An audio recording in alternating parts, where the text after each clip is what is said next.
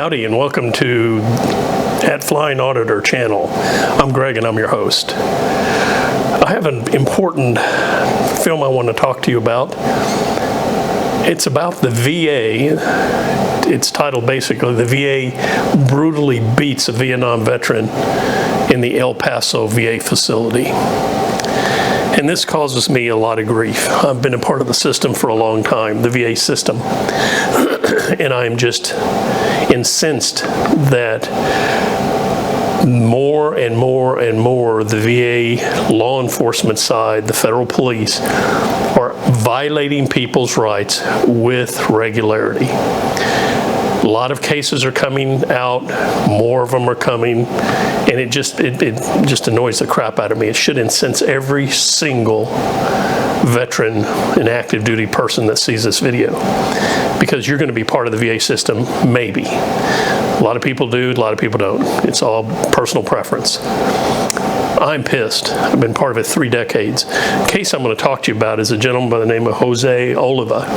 He was brutally beaten for just no reason as he walked into the VA system because one of the Leos decided they didn't like his attitude or he didn't react fast enough for their liking. This is a 70-year-old Vietnam vet who fought in some bloody wars, served 25 plus years in law enforcement using the system, and he's treated with absolute disdain and brutality. Why? It's because there's these Leos in the VA system, because their federal police are left unchecked. There's nobody that can do a damn thing to them for the most part. This video you're going to see is a grainy video that was taken from the VA through the Institute of Justice when they did discovery. This happened in 2016, which is, it still has a lot of weight to do in 2023 because it's happening more and more often, as is a case in point with Dr. Sean Berry in Florida and Kevin, the angry vet, out of the Perry Point VA system in Maryland. These guys are going unchecked. They're running rampant because there's no recourse that we veterans can take against these law enforcement people when they violate our rights. In fact, according to the Institute of Justice, in 2021, as frequently as currently as that, there are 3 states in the 5th District of Appeals who basically have said that you cannot sue the federal police and the VA regardless of the egregiousness of the violation of your civil rights. It goes on to say that there's also the 8th Circuit Court of Appeals, which brings on another 8 states who are following suit with the 5th Court. So if this trend continues to move across, you're talking 18,000 plus federal police just in the 5th District. Who knows how many it's going to be in the other 8 states? Could be 40,000, 50,000, who knows? But the fact is, these guys are just basically running rampant. Qualified immunity is in their behalf. They're federal employees. You can't touch them regardless of what they do to you. Read this case, listen to this, watch this video. This guy, all he wanted was a dental appointment. Went into the VA, put his ID, wallet, and everything in a bin to go through go through scanning. Magnetometer you have to walk through, and then one of the Leos at the VA decided that this 70-plus-year-old veteran wasn't answering quickly enough to this man's liking, and you'll see in the video they pull him, 2 to 3 of them pull him through the magnetometer and slam him to the ground. For what? Nothing. He did nothing. He was there for a dental appointment. It's just, if this doesn't make you mad, your wood's wet. You're crazy. This pisses me off. I've been part of the system all this time. Share this with everybody you know.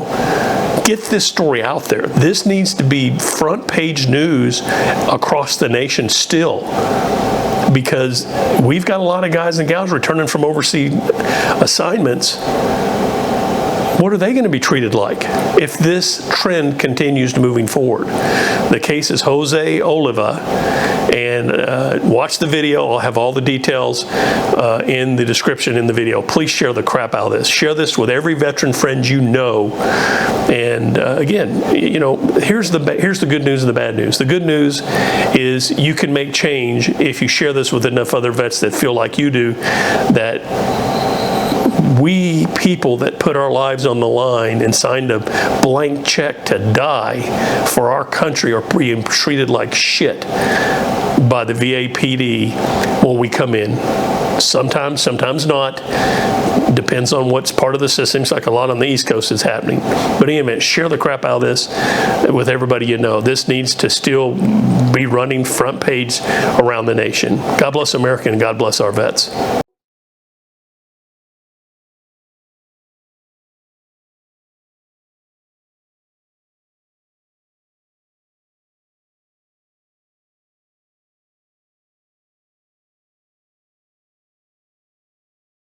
José Oliva is a 75-year-old El Paso Texan who served his country in the Vietnam War and then spent a career in state and federal law enforcement.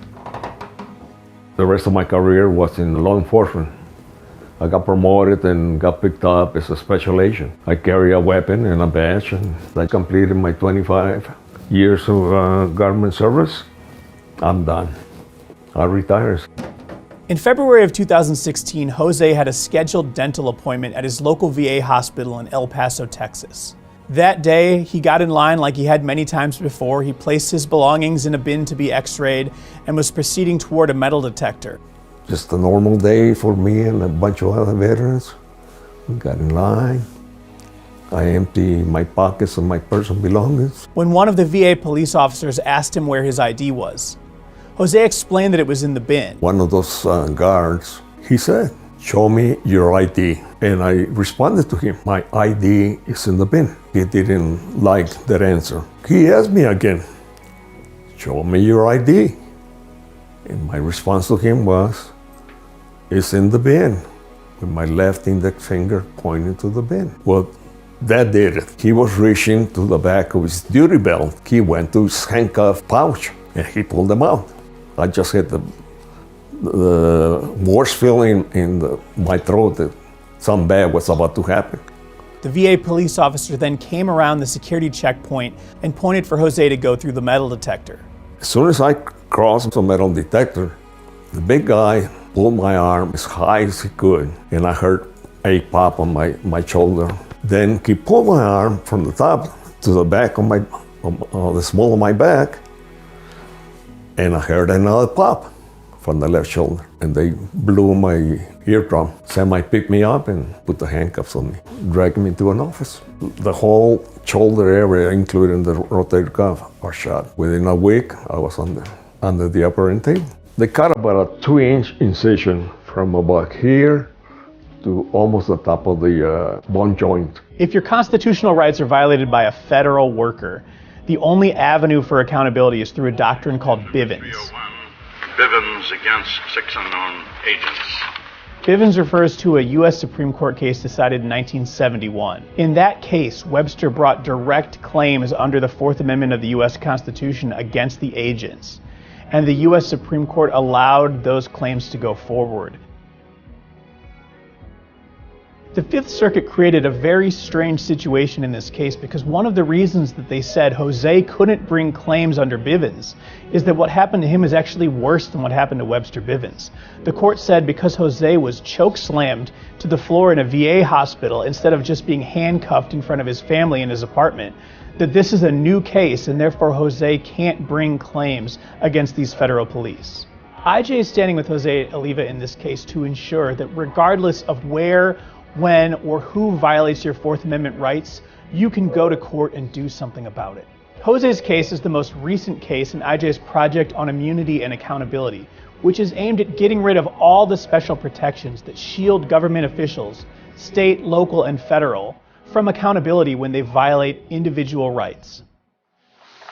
What they did to me was wrong, violated my constitutional rights. I am fighting not only on my personal behalf, but on behalf of every single veteran, especially my brothers and sisters who served with me in the jungles of Vietnam.